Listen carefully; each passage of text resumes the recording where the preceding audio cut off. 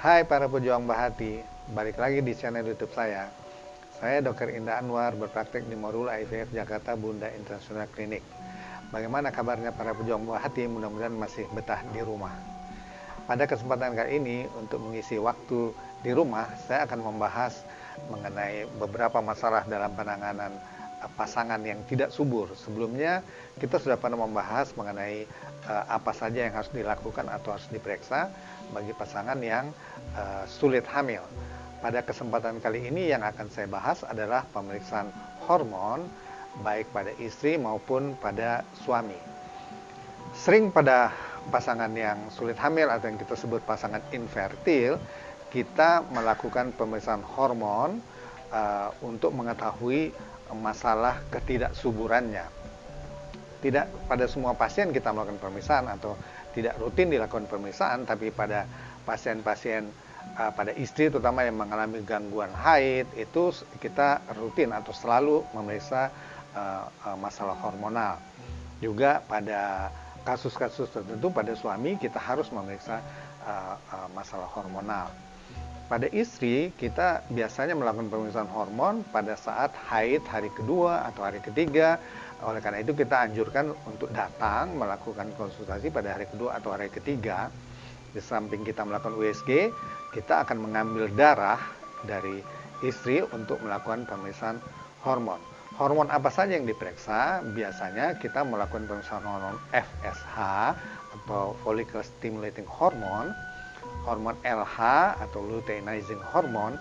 Kedua hormon ini berperan untuk merangsang indung telur. Jadi hormon ini dikeluarkan oleh hipofise namanya, untuk merangsang indung telur supaya bisa telur akan tumbuh dari indung telur.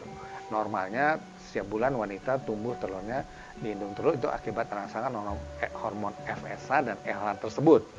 Di samping itu, kita juga melakukan pemeriksaan hormon prolaktin atau lebih dikenal hormon air susu, karena ini juga akan menyebabkan gangguan fungsi indung telur sehingga telur tidak bisa tumbuh. Ada juga kita melakukan pemeriksaan hormon estrogen dan progesteron. Itu adalah hormon-hormon yang dihasilkan oleh sel telur yang sedang tumbuh untuk melihat kualitas sel telur. Ada juga hormon yang kita sebut anti-Mullerian hormone, yaitu hormon yang bisa memprediksi sisa telur yang masih ada di indung telur wanita. Karena sel telur pada wanita itu dengan bertambahnya usia akan semakin berkurang jumlahnya dan pada suatu saat akan habis, yaitu yang disebut menopause. Nah, AMH, anti-Mullerian hormone, itu bisa memprediksi sisa telur yang masih ada di indung telur wanita. Jadi pada wanita tidak selalu umur kronologisnya sesuai dengan umur biologis. Jadi umur kronologisnya kadang masih muda, tapi secara biologis sel telurnya tinggal sedikit. Nah, kalau yang umurnya sudah tua, memang umumnya secara biologis sel telurnya tinggal sedikit. Nah, AMH bisa memprediksi sisa sel telur tersebut.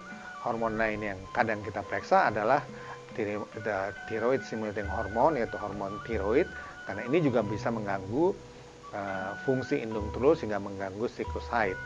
Jadi pada wanita secara umum yang kita periksa untuk hormon untuk menentukan fungsi indung telur umumnya adalah hormon FSH, hormon LH yang harus dilakukan pada haid hari kedua atau hari ketiga, hormon prolaktin atau hormon tiroid atau hormon AMH itu bisa dilakukan pada kapan saja dari siklus haid. Hormon estradiol itu dilakukan biasanya juga pada haid hari kedua, hari ketiga. Kadang-kadang pada saat telur sudah tumbuh juga kita memeriksa hormon estradiol. Hormon progesteron juga sama dengan hormon estradiol. Pada kasus inseminasi atau bayi tabung, pemeriksaan hormon ini rutin kita lakukan untuk sebelum program dimulai. Itulah hormon-hormon yang kita lakukan pemeriksaan pada istri. Pemeriksaan ini umumnya dilakukan dari darah tentunya. Sedangkan pada suami, kita biasanya baru melakukan pemeriksaan hormon jika hasil analisa spermanya tidak normal atau sangat buruk, atau bahkan tidak ada sperma yang ditemukan di hasil analisa spermanya yang kita sebut azoospermia. Jadi untuk mengetahui tidak adanya sperma yang keluar ini atau azoospermia ini disebabkan oleh gangguan atau masalah di testis atau di buah zakar, atau disebabkan oleh saluran spermanya yang tidak ada atau tertutup, kita bisa melakukan pemeriksaan hormon. Yang biasa kita lakukan pada kasus-kasus seperti ini, seperti hormon FSH, LH, hampir sama dan wanita, juga hormon prolaktin, dan hormon testosteron. Ini adalah hormon-hormon yang berperan dalam produksi sperma maupun hormon-hormon yang berperan dalam menambah sifat kejantanan. Nah, ini umumnya kita lakukan pemeriksaan bisa kapan saja karena laki-laki tentu tidak tergantung siklus haid.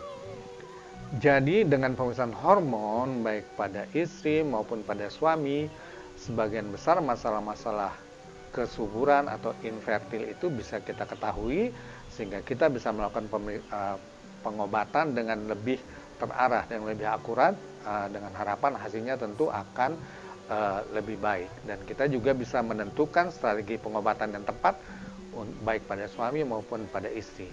Mudah-mudahan informasi ini bisa membantu baik suami maupun istri dalam memahami pemeriksaan-pemeriksaan yang dilakukan. Saya kira itu yang bisa saya sampaikan pada kesempatan kali ini. Jangan lupa subscribe. Salam 2 garis biru.